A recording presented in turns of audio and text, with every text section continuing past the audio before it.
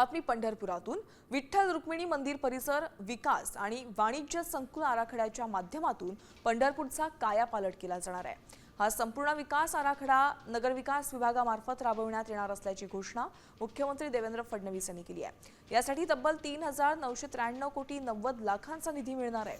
तसेच वारकऱ्यांना जागतिक दर्जाच्या सुविधा उपलब्ध करून देतानाच स्थानिकांच्या हिताचं संरक्षण, पुनर्वसन आणि रोजगार निर्मितीला प्राधान्य दिलं जाणार आहे।